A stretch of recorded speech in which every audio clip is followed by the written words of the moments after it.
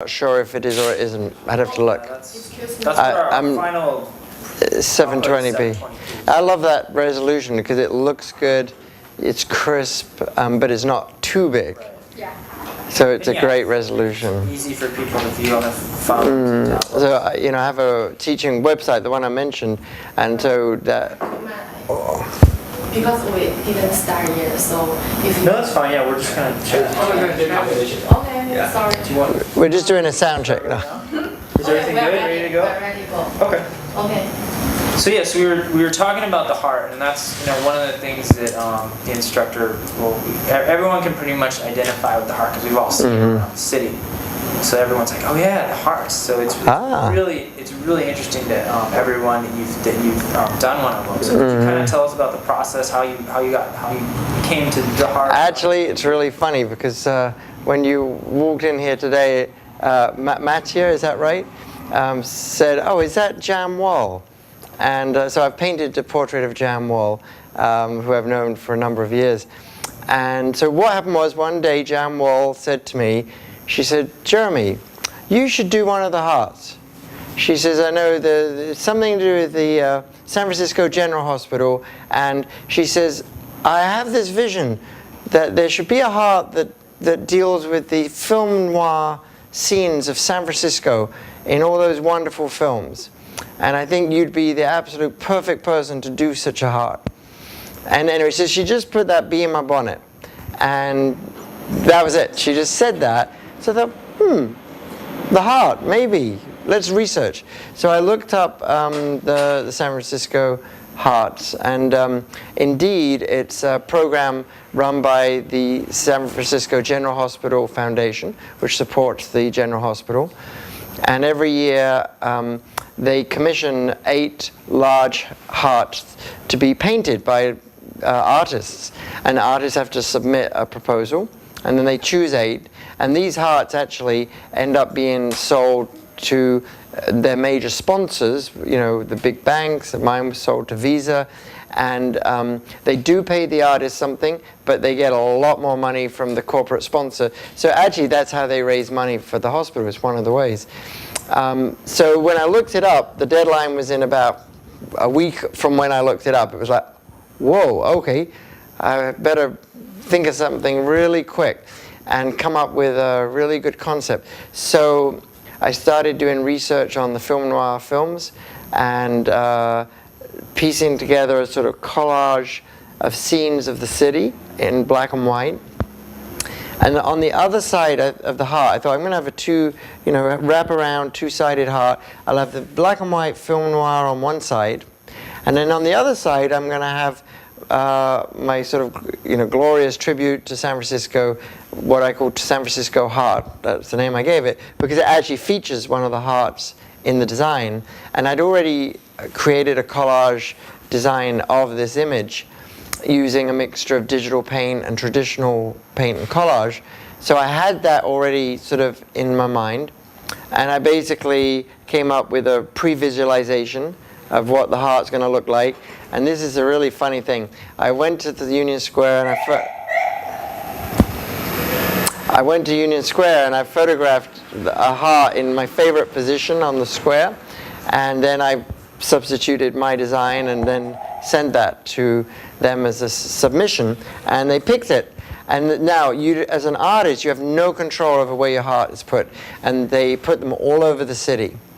And then when it came to it, fast forward, they put my heart in exactly that position, and I couldn't believe it. It was the best position in the city, right on Union Square, Geary and Powell. It's like, so that was how I ended up there. Just to sort of give a little bit more background for people who are not familiar with the program. So the artists don't make the heart. The hospital delivers. When you're selected, the hospital literally delivers to your doorstep the most humongous, huge, white fiberglass heart on a heavy 400-pound stand, and and it's huge. It's like 6 foot wide and 5 foot deep. It's massive. And actually, it took me a few days to be able to work out how to get it from the loading bay up in our freight elevator through the doors, and we had to twist it around, and I mean, it's a huge heart. But that's what you get given, and then you have about 6 to 8 weeks to paint it. And with me, I did a really interesting combination of digital and traditional media. So I had my design. I ended up having to work out, and I have to give credit to my girlfriend Peggy here, because she said, Jeremy, she says, before you do anything, you need to get paper, wrap it around the heart, and actually like making a dress or making clothing, you've got to work out how to translate a two-dimensional concept into a three-dimensional surface. And sure enough, I did that. I got paper, wrapped it around, and what I ended up working out was that I needed an unbelievable amount of printed canvas to wrap around this huge heart. I mean, it was like, oh boy, 40 feet of 44-inch wide canvas to get around this heart. So it was a huge project. Plastered on this digital print on canvas, started layering on all sorts of media and metal leaf. I even put a World Series ticket, because at that time, it was 2011. That was another occasion when the Giants won the World Series. Well, I say another because we haven't yet finished the game for tonight, but and that ticket was really funny because it was on the heart, behind varnish, and for the entire time the heart was on Union Square, people would try to scrape it off. I had to keep going and repairing it because people would try scraping it off. It was so funny. So there's a lot more stories, but that's the short synopsis. Okay, so what's the the final heart is made out of what kind of material? Well, the final heart is made out of whatever the artist chooses. I mean, the heart itself that's delivered to each artist is a white fiberglass heart with metal support, steel support. So that's what it starts with.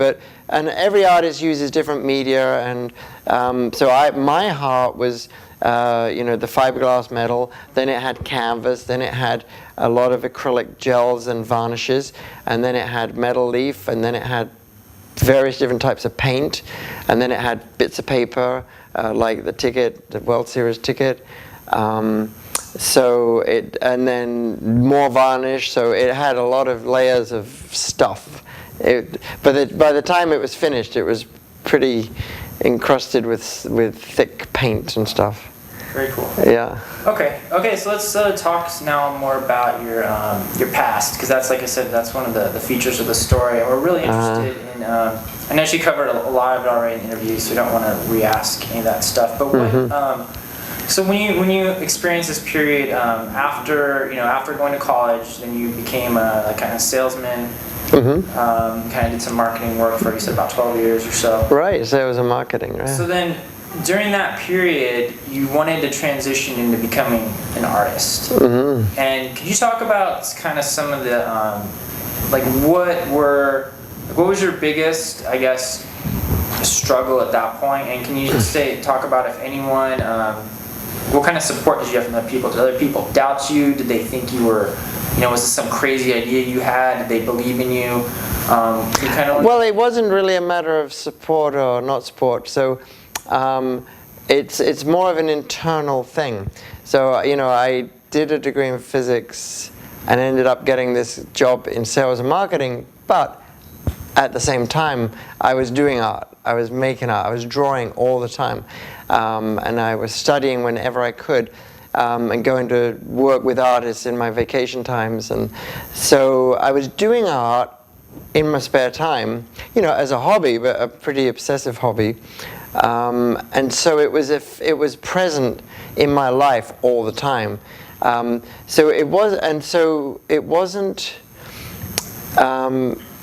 It was more of an obsession. I would say it's more of an obsession. I couldn't help doing it. So it didn't need support or not support.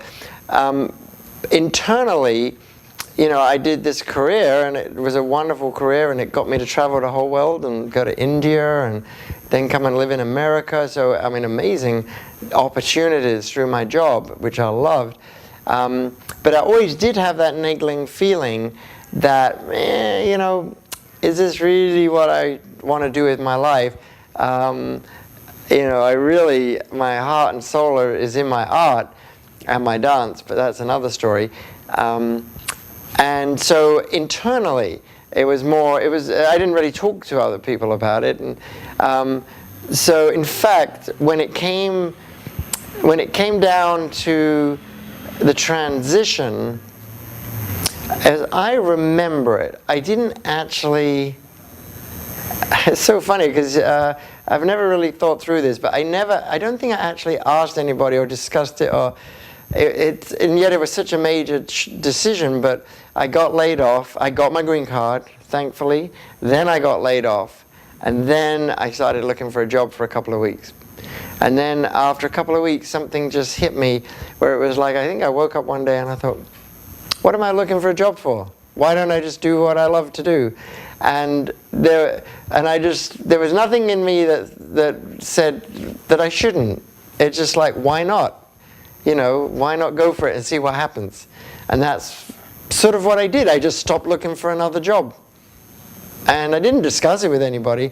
And I mean, my mom, who's an artist and a scientist turned artist herself, she was always supportive. I mean, years and years later, I think, she's shared that,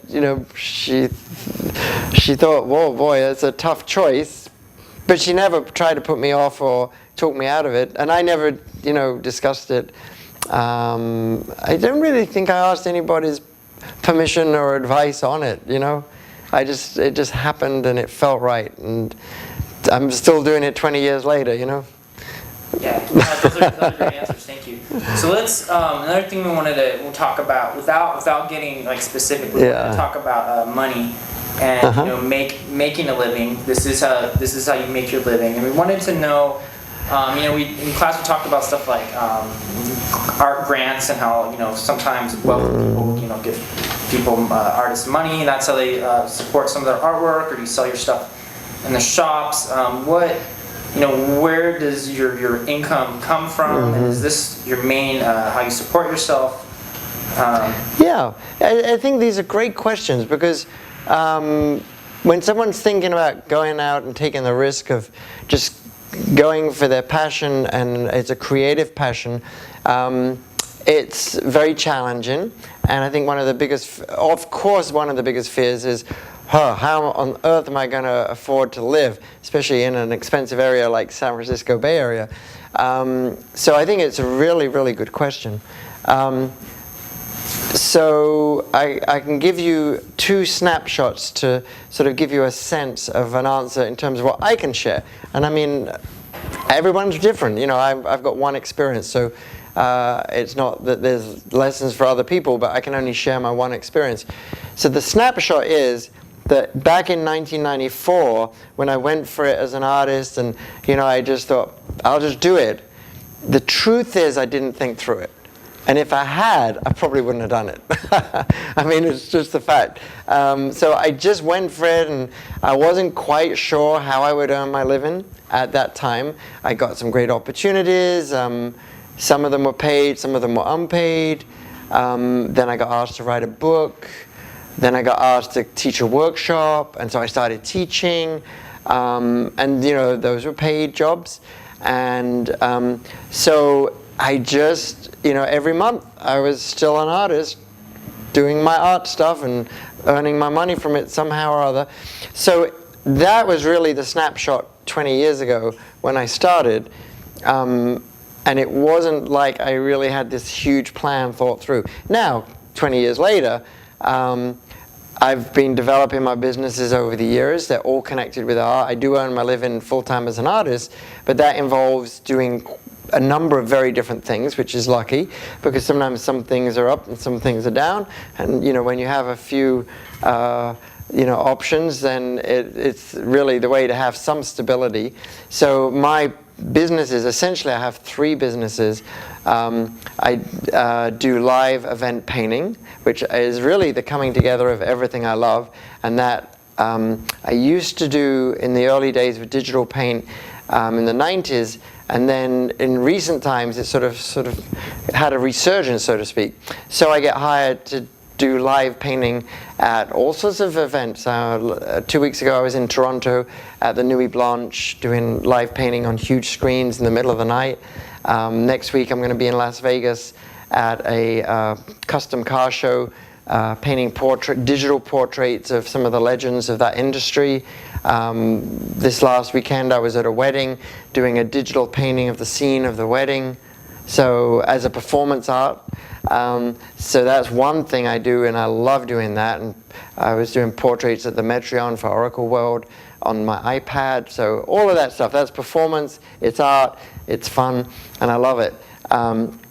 And then I love teaching. So I mentioned that I was asked to write a book, and then I was asked to teach a workshop. And in the end, I just found I love teaching. So I run workshops, and I have an online website, thepaintboxtv.com, and I produce little videos every month and teach about Corel Painter and about things to do with digital painting and iPad painting.